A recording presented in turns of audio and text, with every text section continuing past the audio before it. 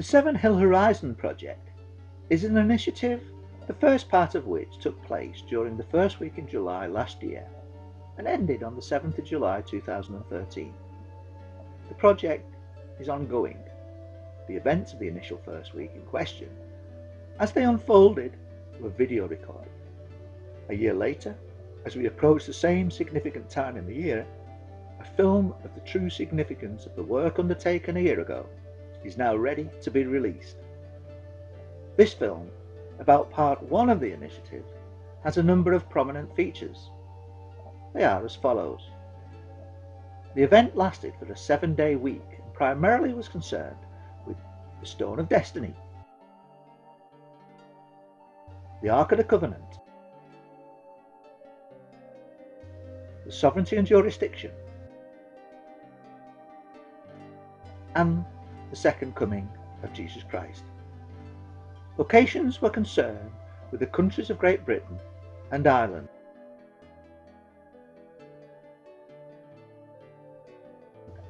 with the Hill of Tara and the city of Sheffield and the city of Westminster featuring prominently.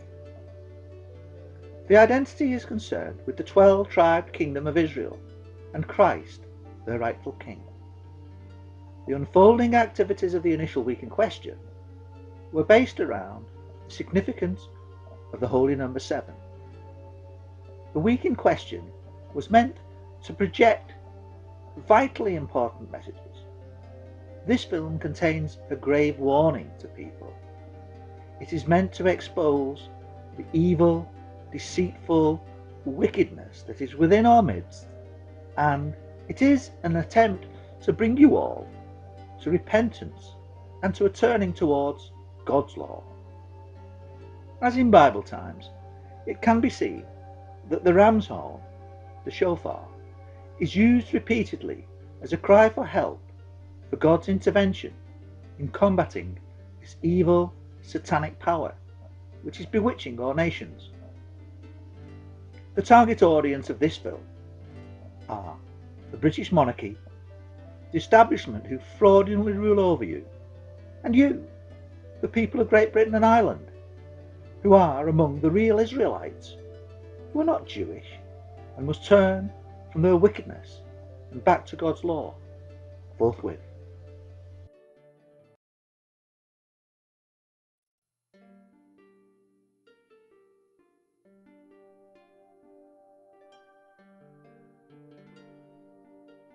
On the 30th of June 2013, at approximately 6 p.m, a gathering of people met on the sacred hill of Tara in Royal County Meath, Ireland. This was for a special planned event that would represent the commencement of the Seven Hill Horizon project. At 6 p.m. that evening, Jar, who is the author of The Way Home or Face the Fire, gave the group a guided tour the sacred hill of Tara, in which he talked about this ancient historically important site. Covered in Jar's talk were references to the following: the fort of the synods, the mound of the hostages, the obscene phallic stone that now stands on the inauguration mound, the Anthorad, the stone of destiny, the Leophale, the coronation stone, or otherwise known as Jacob's pillar, the Ark of the Covenant and the Torah, Queen Teotefi, who was the Queen of Ireland and Gibraltar and represents Britannia, the Old Testament prophets Jeremiah and Ezekiel, the Irish monk Columba and the Book of Kells. In his talk, Jar covered the real reasons why the site of Tara is so sacred and so vitally important to Ireland. In explaining the site's history, Jar explained what was behind the real Leophale, and what was also behind the curse of Tara, and the wrongfully named Leophale, which currently stands as an obscene obelisk in the shape of a Baal pagan phallic symbol of a penis on the ancient inauguration mound.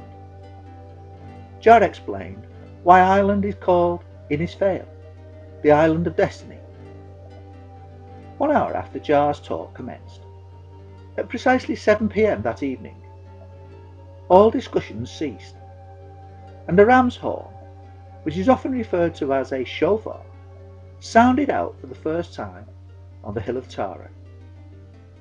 Led by Jah, 7 times the group walked completely around the mound of the hostages, and on each occasion of passing by the front entrance of the mound of the hostages, the group stopped, stood still, became respectfully silent. This was while Jah blew a single blast with the shofar. The reason why the shofar was being used in this way is as follows.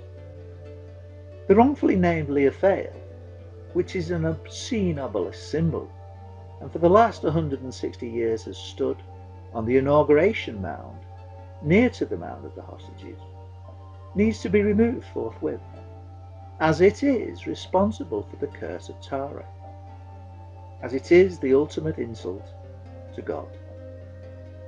In fulfillment of prophecy, the sooner the obscene phallic symbol is removed from the hill of Tara and replaced by the real Leophale, the sooner the curse of Tara will be lifted from the Irish people, and the sooner Ireland can live in peace, unity and prosperity with Scotland under Christ's sovereignty of both countries. The real Leophale, Stone of Destiny, Jacob's Pillar, needs to be returned to the hill of Tara. The Ark of the Covenant, which carries the original Torah, God's law, and the 10 Commandments, needs to be acknowledged as buried hidden beneath the mound of the hostages on the hill of Tara. It needs to be uncovered by Jah, so permission is being sought. Jah used the shofar on the hill of Tara by walking round the mound of the hostages 7 times, because in the Old Testament, Joshua, upon God's command, did something similar. When in the presence of the Ark of the Covenant, Joshua and a small army of Israelites marched around the walls 7 times and blew their ram's horns before the walls of Jericho fell on the 7th day. Here at the hill of Tara, on this occasion, a similar enactment which involved a march around the mound of the hostages and the blowing of the shofar 7 times took place. This was done to bring down the walls of silence suppressing the truth behind the sacred hill of Tara. This was done to expose the deception on the hill, so that Christ's sovereignty can be restored in fulfillment of prophecy.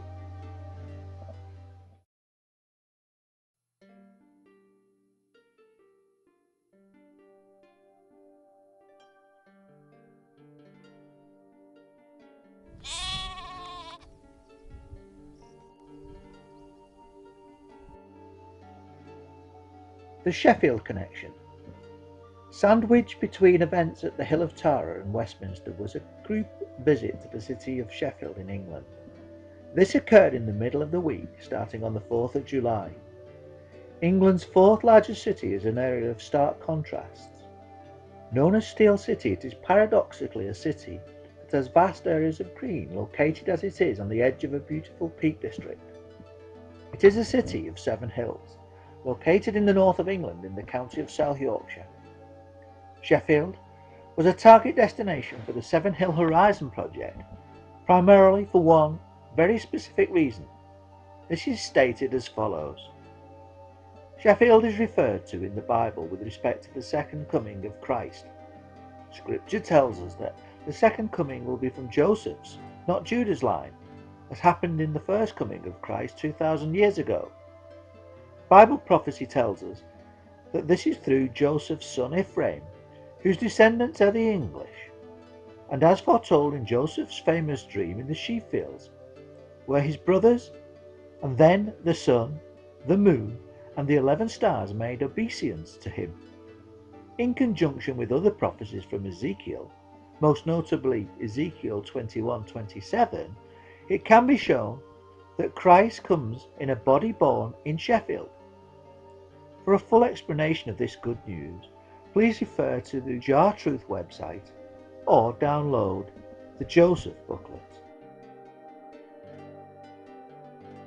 Jar, who is the second coming, served a High Court writ upon the British Parliament at a court in the city of Sheffield on the 13th of June 1988. Jar demanded he be acknowledged by Parliament as the rightful British Israel King. Sheffield was where his new body was born in 1948, as prophesied and foretold in the Old and New Testament. Just as 2,000 years ago, when Christ was rejected by the house of Judah, Christ was again rejected, but this time by the other branch of Israel's children, the house of Israel.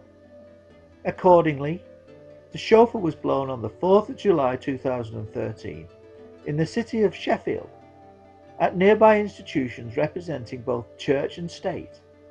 The church in the form of a Satanic priesthood, and the state in the form of an utterly corrupt establishment. Targeted for shofar blasts in the first instance were a local church in Nether Green, the town hall, Sheffield Cathedral, and the city centre mosque. And with respect to the High Court writ, the Sheffield Magistrates Court at Snig Hill was also targeted. Further located close to the back of Sheffield Cathedral is a small street named Fig Tree Lane. The shofar was sounded specifically on that street too. The reason for this was because when the disciples asked Christ, the being within the human body called Jesus, when he would come again, that's Christ, and what would be the sign, Christ replied that when they saw the fig tree put forth new shoots and begin to grow again, they would know that the summer, that's the New Age Sabbath millennium, was near. Matthew 24:32. After 6 millennia, that's 6,000 years of Satan's misrule known as winter, the fig tree was cursed and withered before the disciples' eyes, because it brought forth no fruit unto God. There were secondary reasons for targeting Sheffield with the sound of the shofar. These can be explained as follows. Jah regularly uses an alias name of Muad'Dib, teacher of righteousness. As Muad'Dib, he is well known as an alternative media filmmaker, having made a series of documentary films which included 7/7 Ripple Effect. It was this early film of Muad'Dib's which, when I first saw it back in 2010, persuaded me that the London bombings of the 7th of July 2005 were an inside job false flag operation, orchestrated and covered up by the security services and successive UK governments. That horribly painful realisation occurred to me back in July 2010 when I was the Principal Intelligence Analyst of South Yorkshire Police. This was at a time when South Yorkshire Police's former headquarters was based at Snig Hill. The insight gleaned from the 7/7 Ripple Effect film led me to make a stance at work on the 7th of July 2010, after I had been tasked to do an assessment that covered the threat of terrorism from Muslims.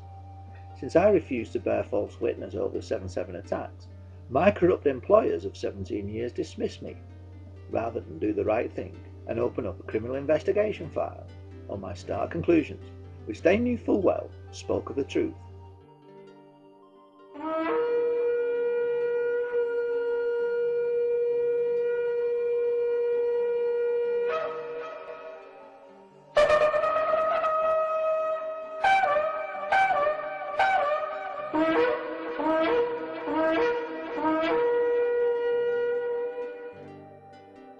Subsequent to being dismissed from the police as a whistleblower, I fought out a claim of unfair dismissal in the Sheffield Employment Tribunal Court and took my case all the way up to the Royal Courts of Justice. But after 2 years of struggle, the realisation that the whole judicial system is wire-pulled and corrupt from top to bottom became self-evident.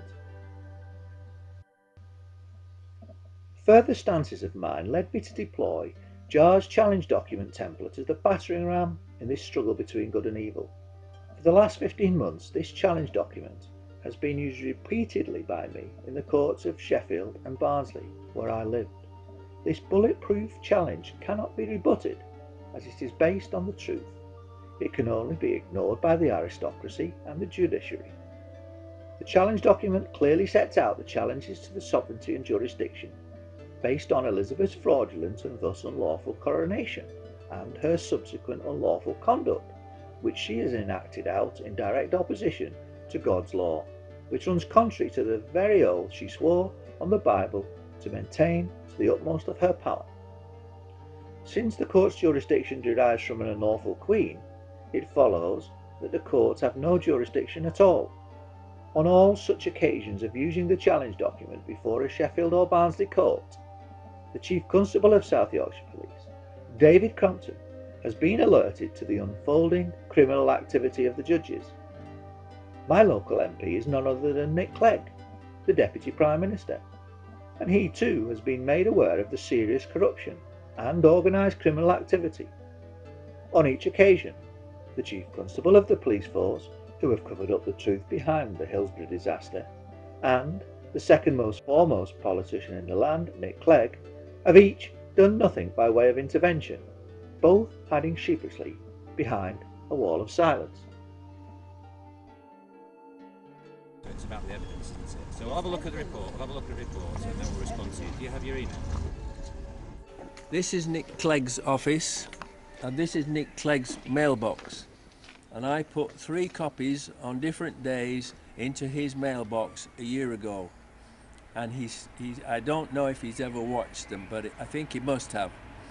And he's just pretending that he doesn't know the truth about it.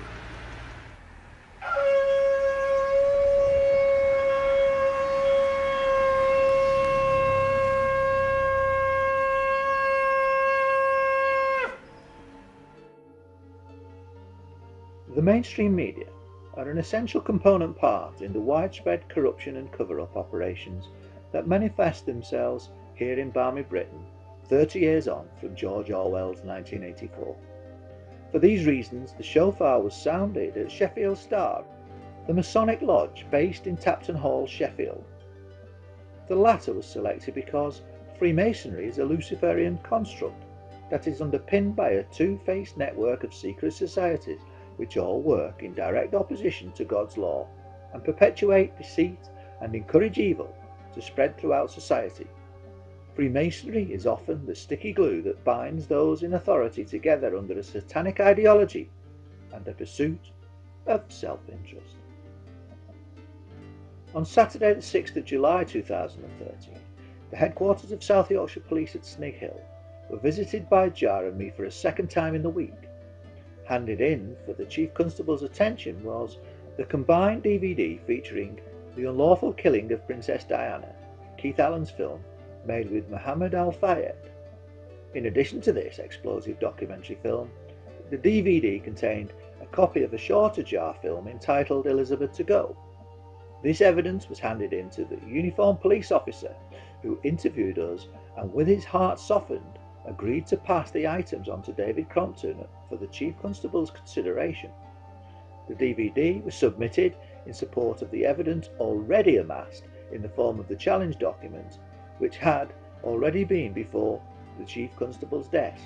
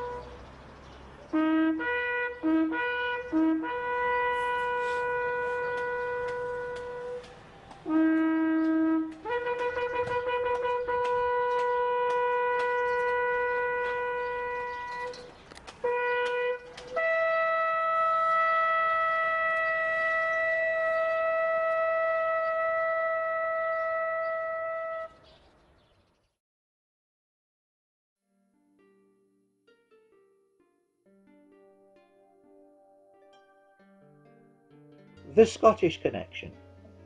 There was a very strong Scottish flavour to the week of the Seven Hill Horizon project.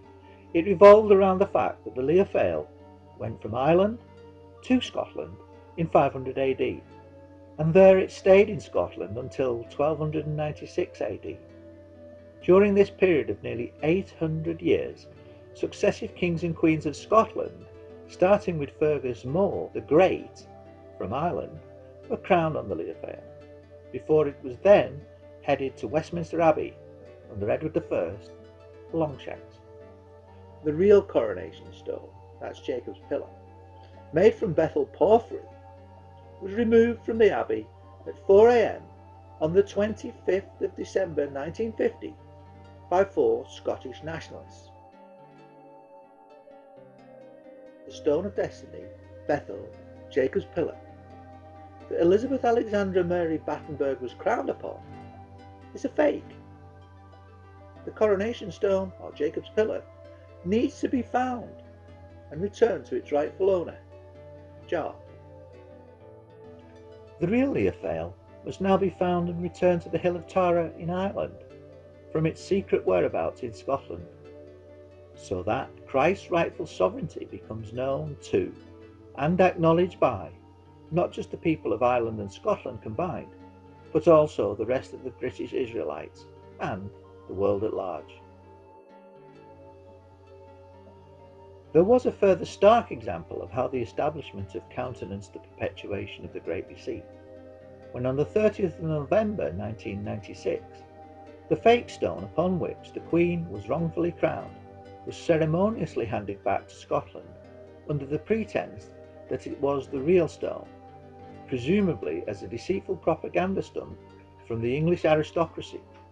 This phony enactment occurred when Andrew, acting on behalf of the fake Queen, handed over a fake stone which had been used for the coronation in 1953 and transferred from Westminster Abbey to be placed in Edinburgh Castle, where it sits deceitfully residing to this very day. Two of the core members of our Seven Hill Horizon project were Scottish. Their names are Richard and Stephen. Much of their time is allocated to searching for the whereabouts of the real stone that is believed to be still hidden up in Scotland. These are the two lads who can often be seen together in the video as the ones blowing the shofars in stereo. At this point in time, it should be stated that at the exact time when the shofar was first blown by Jar at the Mound of the Hostages at the Hill of Tara in Ireland, so too was a shofar simultaneously blown by Richard up in Scotland. Richard felt compelled to synchronise the blowing of his shofar with its deployment upon the Hill of Tara, knowing that he would join up with the core group later in the week in Sheffield. Dunblane in Scotland was selected by Richard because on the 13th of March 1996, 16 children and a schoolteacher were massacred at the school in what, to the discerning eye, was all the hallmarks of a police Masonic cover-up of a paedophile ring operating in high places in Scotland, with its roots at the Queen Victoria School in the town of Dunblane. The choice of Dunblane was made weeks in advance of Andy Murray's Wimbledon victory on the 7th of July, just at the same time that the Seven Hill Horizon project was reaching its climax. That was outside the gates of Buckingham Palace. At the time of the Dunblane massacre, Andy Murray was a young pupil at the Dunblane school and survived that massacre by hiding under a teacher's classroom table. While live television coverage beamed out globally over an historically important sporting occasion of otherwise inconsequential political interest, one solitary video camera focused on two Scottish lads in their respective call-outs to God made outside the gates of Buckingham Palace, where the fake Queen resides. This act was associated with an issue that, in the overall scheme of things, dwarfs both Wimbledon and the Scottish independence issue. It concerns sovereignty and jurisdiction of the British Israelite throne.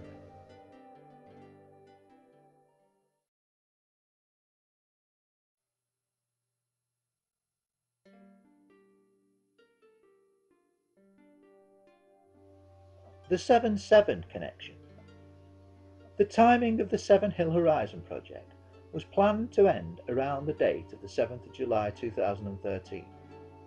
This was because on the 7th of July 2005, our security services, our police, our judiciary, our press, our politicians all conspired to commit and cover up a monstrous act of police state tyranny.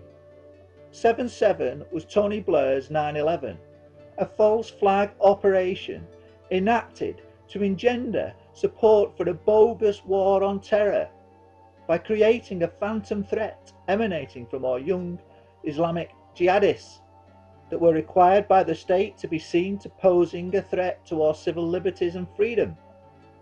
The British nation remains largely apathetic to this evil act by government, and in this instance, men and women of the UK render themselves complicit in the evil they fail to oppose. The inside job of 7/7 happens to be a common denominator for 3 of the core participants in this project. 3 of us in this core group have stood against this evil, have waged war against this monstrous act of police state tyranny in quite unusual, unique and different ways.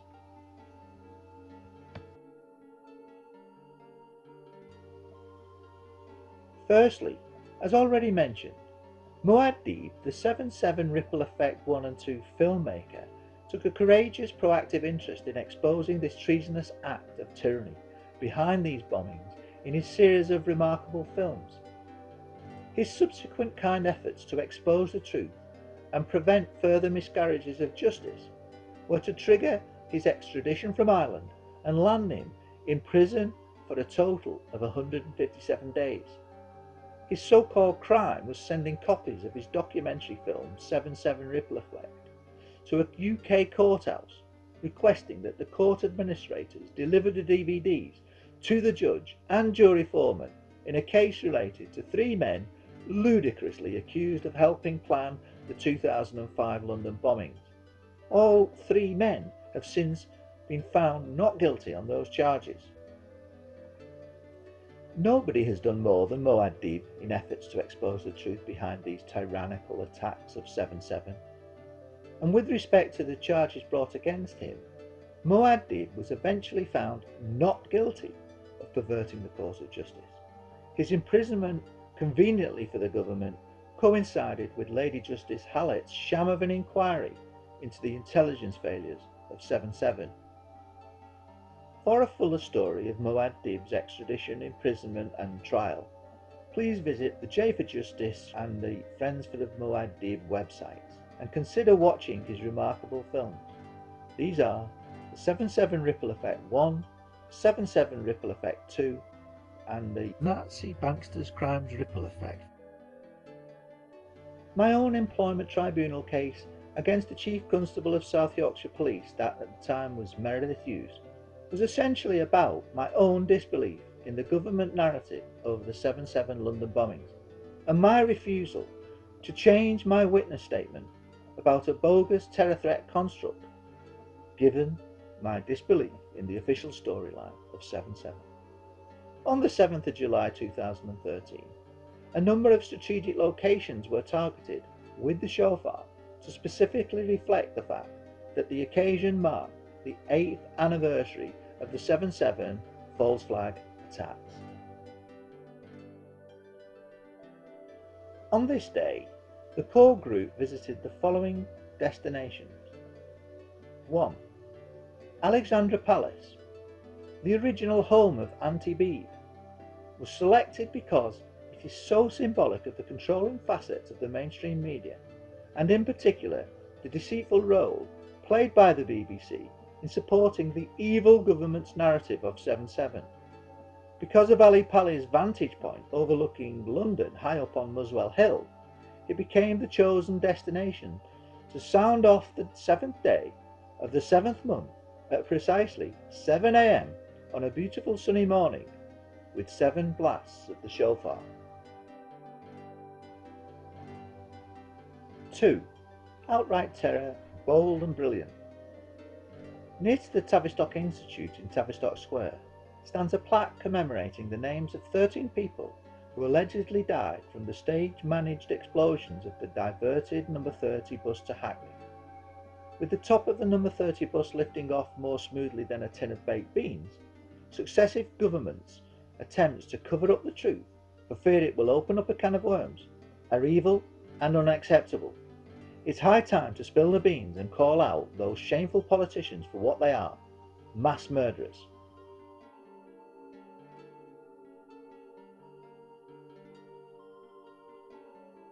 terror on the tube. Exactly 8 years earlier, the bomb explosions on 3 underground tube trains killed 39 people and maimed and injured hundreds of others. The government narrative on this account, that still stands today, has larger holes in it than the decks of the simultaneously exploding tube trains. Viewers are strongly urged to revisit and watch the ripple effect films of Muad'Dib and the 7/7 satire of Colostrum and Farrell Are Dead, where Dr. Nick Colostrum's critical assessment of the flaws in the narrative are laid bare for all and sundry to see. There are many other documentary films and websites worth examining which have helped to expose the narrative for the shameful sham it is. Shofar sounds were blasted at King's Cross Station and Russell Square Tube Station to mark the occasion. 4. The Royal Park's 7th of July Memorial. Standing in Hyde Park, just north of Achilles, and made in Sheffield, are 52 steel girders supposedly commemorating the innocent deaths 8 years ago. These 3.5 metre high steel girders happen to be an abomination. 8 years ago, those on Her Majesty's Secret Service in the Police State UK massacred not 52 but 56 of their own, and these monuments are just a sick joke erected to further dupe the public into swallowing the lie that the 7/7 attacks were perpetrated by 4 Muslim suicidal maniacs.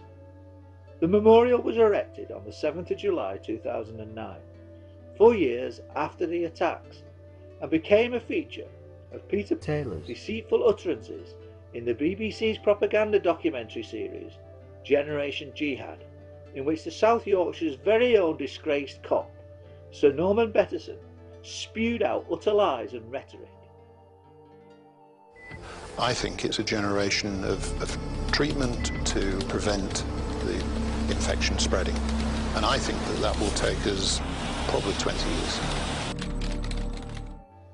While the Tony that told the truth about 7/7 got sacked by the police, got his home repossessed by the banksters, and got arrested and thrown into jail by his former employers, South Yorkshire Police, for resisting an unlawful HSBC bank eviction notice, the other Tony, the one that lied through his back teeth over 7/7, got a £4.2 million loan from JP Morgan for his Des Res in Connaught Square. While the police protect one Tony, they panic at the sight of the other. That's because in Police State UK today, in times of universal deceit, telling the truth becomes a revolutionary act. 6. New Scotland Yard. No shit, Sherlock. Conan Doyle must be turning in his grave at how Metropolitan Police have treated the investigation into the 7/7 bomb attacks. All the normal rules of engagement, modelled on the intrepid crime investigators Holmes and Watson, were abandoned by the Paddington Green pigs as they sought to cover up their own monstrous crimes and lay the blame on 4 innocent patsies. The glaring mistakes and the obvious cover-ups perpetrated by the police were as farcical as an impromptu, light-hearted little sketch enacted out between a group of Spanish actors performing a play about Jack the Ripper.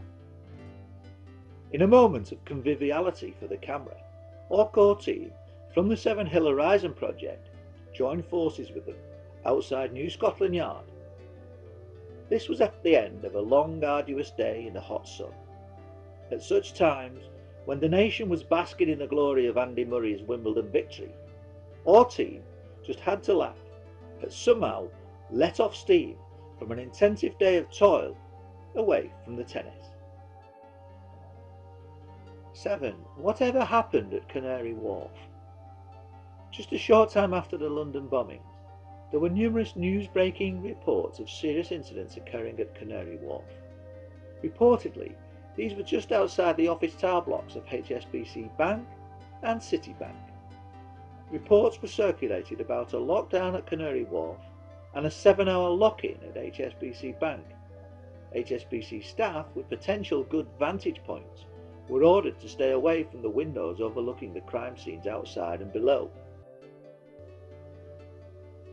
There were a number of reports of assassinations of Muslim suicide bombers occurring at the location.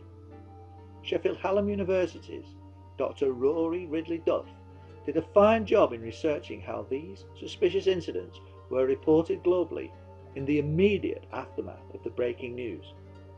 Conspicuous by its absence was any subsequent reference to the incident at Canary Wharf in the 7/7 investigations which followed. It was incumbent on the police to explain exactly what happened at Canary Wharf, not to sweep it all under the carpet, which is precisely what they have done. Such denials have all the hallmarks of an MI5 inside job. Muad'Dib, in his highly acclaimed 7/7 Ripple Effect film, draws inferences from this data at Canary Wharf. The inferences, in my opinion, are perfectly correct. His explanation of what happened on the day offers the British public the only plausible account still intact of what probably happened on the day. In short, Canary Wharf was the location where at least 3 of the 4 Muslim patsies were whacked. The cover-up is unacceptable, and the price the public pay when they become so indifferent to these sordid affairs is that they allow themselves to be ruled by utterly evil men. With that in mind, it was right and fitting that shofar blasts were sounded outside the offices of HSBC Bank at Canary Wharf to mark the occasion of the unspoken dirty deeds of 7/7 as a final act of defiance and challenge from the Seven Hill Horizon Project team.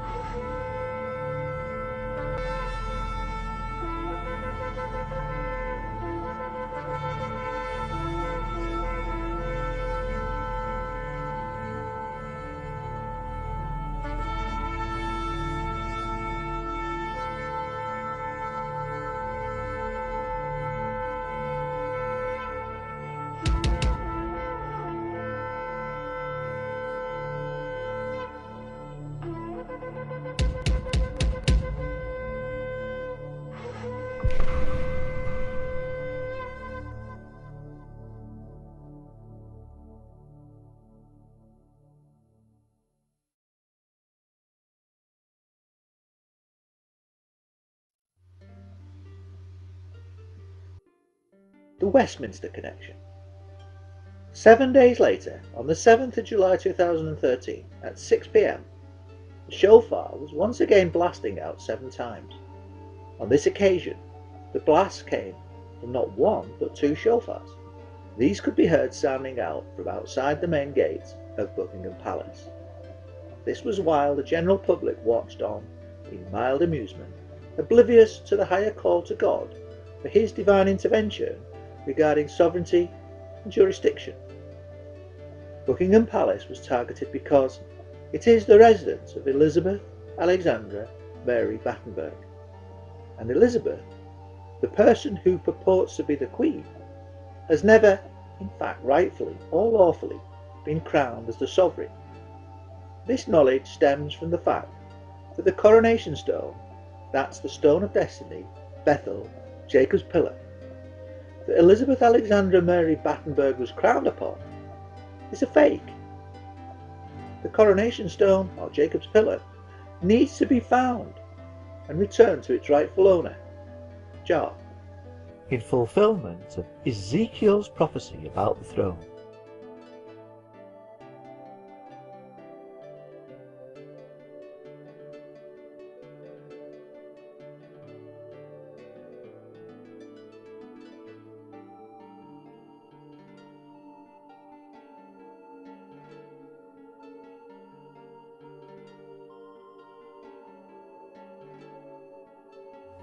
King George VI knew of this prophecy in Ezekiel 21:27 concerning the British throne and the Stone of Destiny and the 4th and final overturn. He was vexed and afraid that the loss of the coronation stone in 1950 portended the end of his dynasty, as Ian R. Hamilton said in his book, The Taking of the Stone of Destiny. George VI must have known, as must his daughter Elizabeth, that the stone that was left in Arbroath Abbey on the 11th of April 1951 was a Scottish sandstone fake, and that she was cursed by God and never really crowned. She must have known the prophecy, as did her great-great-grandmother, Queen Victoria, who said that if Christ came to take the throne, she would immediately step down and give it to its rightful owner, and every one of them knew it, down to George VI. It is unthinkable that George VI would also not have taught his own children that Christ would come one day and rightfully claim the British throne in fulfilment of prophecy. Elizabeth II, who was descended from the royal line of David, from the tribe of Judah, was then fraudulently crowned on that fake stone in 1953, so in actual fact was never officially crowned Queen of Britain in the eyes of God, as God himself prevented her from being by having the stone taken from her. Sir Francis Drake, 1540 to 1596, wrote to the Reverend John Fox, the famous martyrologist. He said this: God may be glorified, his church and queen and country preserved, the enemies of truth vanquished, that we might have continued peace in Israel. Our enemies are many, but our protector commandeth the whole earth. At approximately 6:30 p.m. on the 7th of July 2013, outside the doors of Westminster Abbey, the stereophonic sound of the shofars was heard again. The reason for blowing them outside the doors of Westminster Abbey was because, in fulfilment of Bible prophecy, the real coronation stone, that's Jacob's pillar, made from Bethel porphyry, was removed from the Abbey at 4 a.m. on the 25th of December 1950 by 4 Scottish nationalists. The coronation stone had, save for a short period during World War II, resided at the Abbey, ever since it was taken there as far back as 1296 AD, when Edward I defeated the Scots and removed the stone from Scotland. Subsequent kings and queens of England have been crowned on the Lee of Fame, Jacob's pillar. That is, until Elizabeth was crowned on a fake stone. The real coronation stone, National Treasure No. 1, was taken to Scotland, where, in Glasgow, it was handed over to Bertie Gray to repair it, and was later hidden by industrialist and philanthropist John Rollo in his factory under his office floor. That's according to Ian R. Hamilton's books No Stone Unturned and The Taking of the Stone of Destiny, and the factory manager himself. A fake stone copy had previously been made in 1920 by stonemason Bertie Gray for a prior plan to repatriate the coronation stone, and it was made of Scottish sandstone from a quarry near Scone in Perthshire, weighing 336 pounds. The conspirators had used it to practice with before going to London to Westminster Abbey to remove the real coronation stone from the Abbey.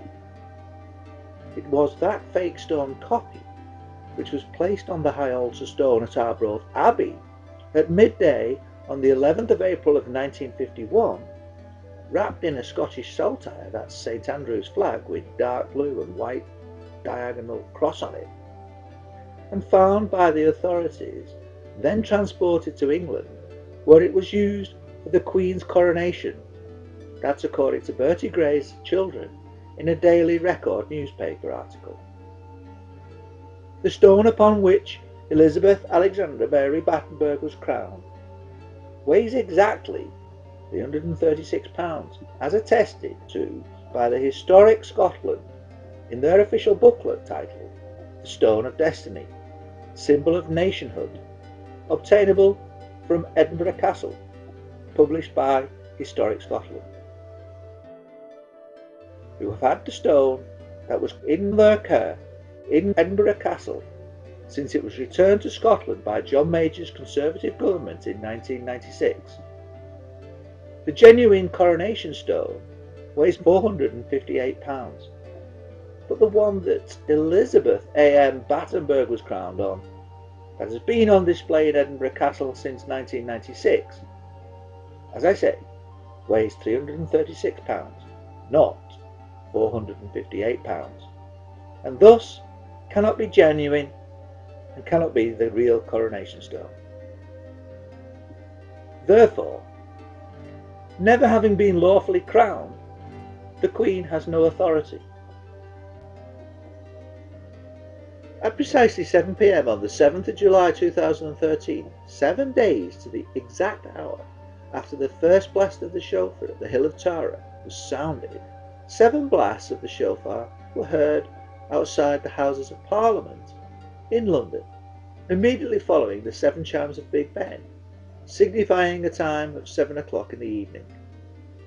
Once again, the reason for the ram's horn ritualistic enactment was to call out to God for help and provide later evidence to alert Parliament to the fact that the so-called Queen has never been lawfully crowned, but instead was knowingly and wilfully, with malice aforethought, fraudulently crowned on a fake coronation stone on the 2nd of June in 1953, and has been fraudulently masquerading as the rightful British sovereign crown for the last 61 years, which Jar has proved beyond doubt.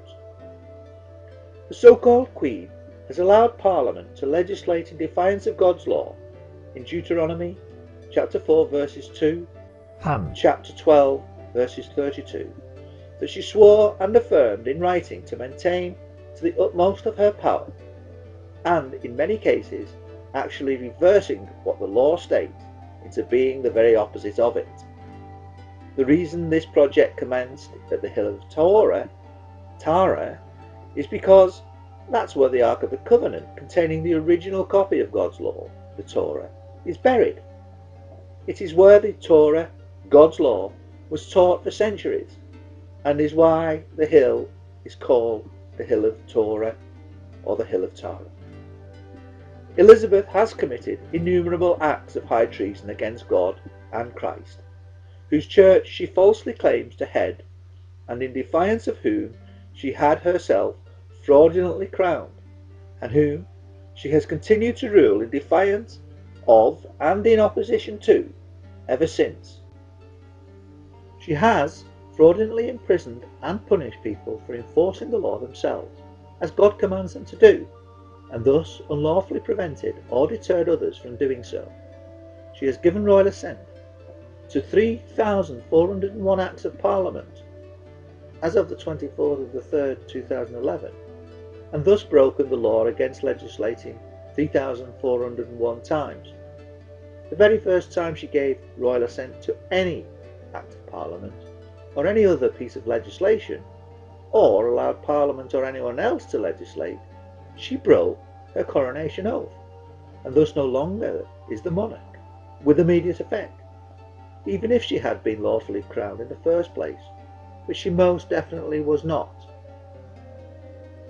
A bill must have royal assent before it can become an Act of Parliament. Earlier in the day, the shofar was sounded outside many of the institutions that subserviently work for the fraudulent Queen. These include the church, the judiciary, and the so-called law enforcers. As such, locations such as St. Paul's Cathedral, the Supreme Court, the Royal Courts of Justice, the Temple Dragon, and the Employment Appeal Tribunal, and also England's Masonic Lodge headquarters, were targeted for shofar blasts to expose the fraudulent established authority in England and the United Kingdom, and ask God to bring it to an end.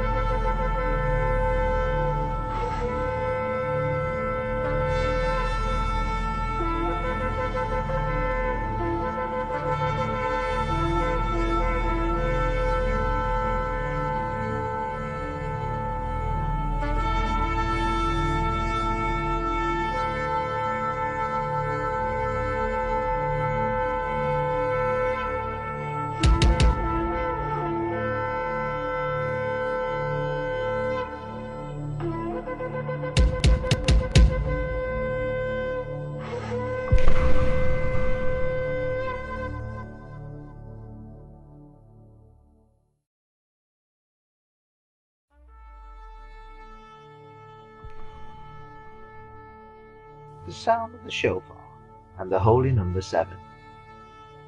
As previously stated, two primary themes running through the Seven Hill Horizon project were the sound of the shofar and the holy number 7. The shofar was used many times in the Bible, not just by Joshua to fell the walls of Jericho, but on many other occasions. 7 signifies completeness and is the holy number of God.